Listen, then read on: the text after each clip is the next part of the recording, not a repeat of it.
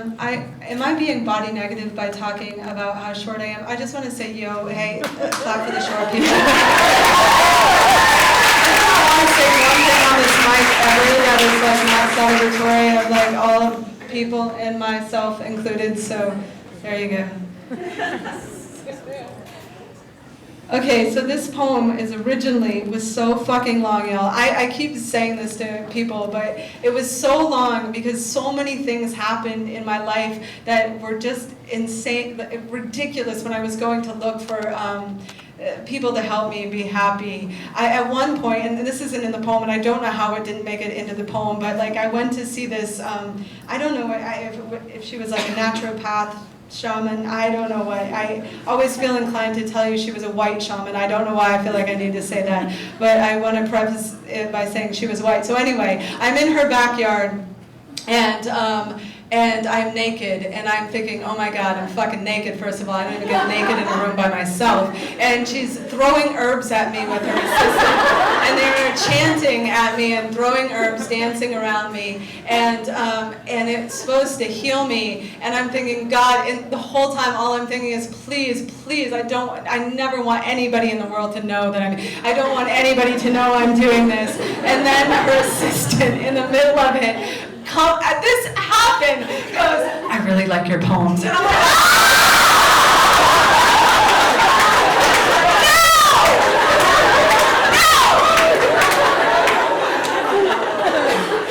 that needs to make it into the poem. But it's not right now, but that was one of the things. And she left me with the advice to drink a really hoppy beer every single day. And I swear to God, that was going to fix me. It might have actually, but that was it. The nutritionist said I should eat root vegetables. Said if I could get down 13 turnips a day, I would be grounded, rooted. Said my head would not keep flying away to where the darkness lives. The psychic told me my heart carries too much weight. Said for $20 she'd tell me what to do. I handed the 20, she said, stop worrying, darling, you will find a good man soon. The first psychotherapist said I should spend 3 hours a day sitting in a dark closet with my eyes closed and my ears plugged. I tried it once but couldn't stop thinking about how gay it was to be sitting in the closet. The yogi told me to stretch everything but the truth, said to focus on the out-breath, said everyone finds happiness if they can care more about what they give than what they get. The pharmacist said Klonopin, Lamictal, Lithium, Xanax. The doctor said an antipsychotic might help me forget what the trauma said. The trauma said, don't write this poem. Nobody wants to hear you cry about the grief inside your bones. But my bones said, Tyler Clemente dove into the Hudson River, convinced he was entirely alone. My bones said, write the poem. To the lamplight, considering the riverbed, to the chandelier of your faith, hanging by a thread, to every day you cannot get out of bed, to the bullseye of your wrist, to anyone who has ever wanted to die. I have been told sometimes the most healing thing we can do is remind ourselves over and over and over, other people feel this too.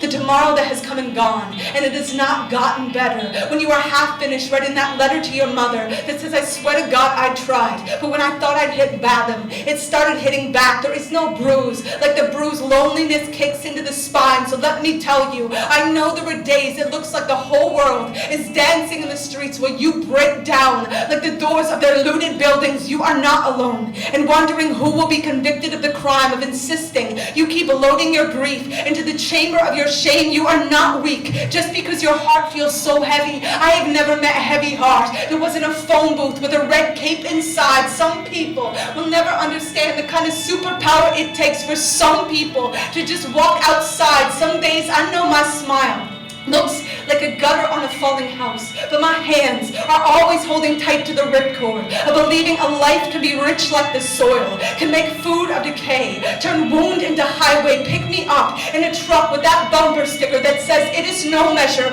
of good health to be well adjusted to a sick society. I have never trusted anyone with the pulled back bowl of my spine the way I trust the ones who come undone at the throat, screaming for their pulse to find a fight to pound.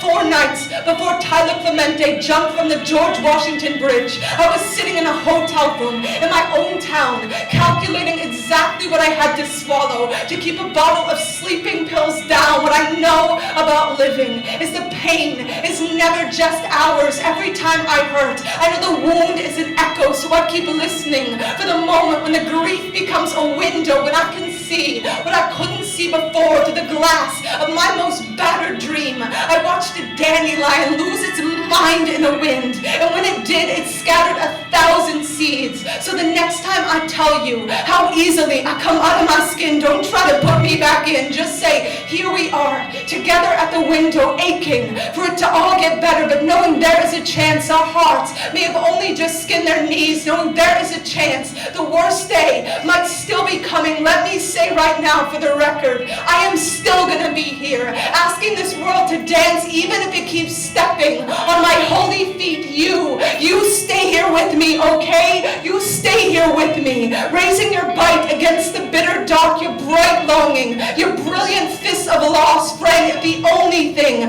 we have to gain in staying is each other. My God, that is plenty. My God, that is enough. My God, that is so much for the light to give. Each of us at each other's backs, whispering